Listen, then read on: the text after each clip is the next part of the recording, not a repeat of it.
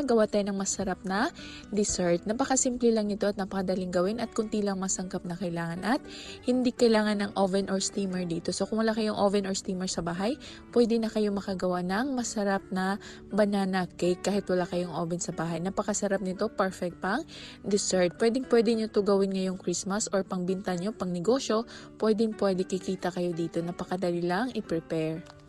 To start, meron ako dito 4 na piraso na overripe na saging. Babalatan ko lang to at ilagay ko lang dito sa aking bowl. So kung mayroon kayong overripe na saging sa bahay, wag niyo po itapon. Gawin nating masarap na banana cake. So ngayon gagamit lang ako ng masher dito at i-mash ko lang tong saging natin. Kung wala kayong masher sa bahay, pwede kayo gumamit ng tinidor para i-mash yung saging.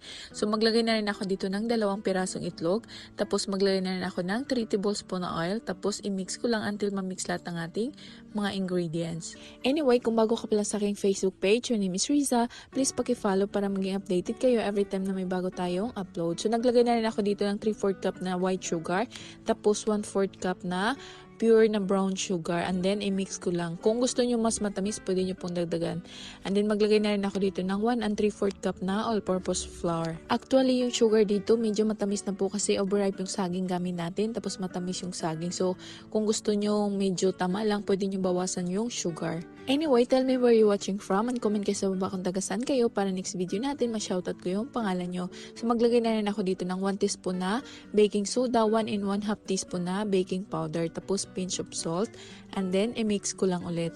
If you're still watching this point, it means nagustuhan nyo yung recipe natin. So, paki-heart na tong video na to at comment kayo sa baba, I love banana cake. Ayan, okay na tong banana mixture natin. So, nag-prepare lang ako dito. Naglagay lang ako ng baking paper dito sa aking baking pan. Tapos, ilagay ko na dito yung ating butter mixture. And then, maglagay na rin ako dito ng chopped walnuts. Ito optional lamang po kung ayaw nyo lagyan. Pwedeng hindi po. Pwede rin peanut or depende kung anong gusto nyo ilagay. And then, maglagay na rin ako dito ng chocolate chips. Ito optional lang din po kung ayaw nyo lagyan. Pwedeng hindi nyo rin po lagyan. So, ayan, okay na po to. So, ngayon, pinagpainit lang ako ng frying pan dito. Tapos, ilagay ko lang to dito at takpan ko lang at lulutuin ko lang for 60 minutes in low fire.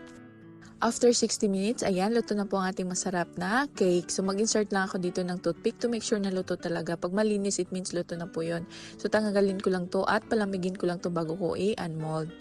So, ayan, malamig na po. So, pwede na po to yan mold. Tatanggalin ko lang to dito sa aking molder. At tayo kay Connie Ortiz Magara from Pasay City, Nancy Palma from Davao City, Anita Villanueva from Texas, USA, David Perino from Iloilo City. Maraming salamat po sa inyong panonood. Ingat po kayo.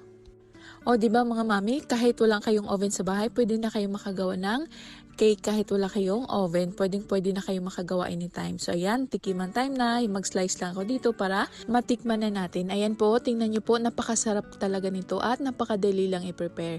So, anyway, sana may natutunan kayo sa akin today. Huwag kalimutan, follow nyo yung Facebook page natin. Stay safe everyone. Happy cooking. Enjoy. God bless you all. See you in my next video.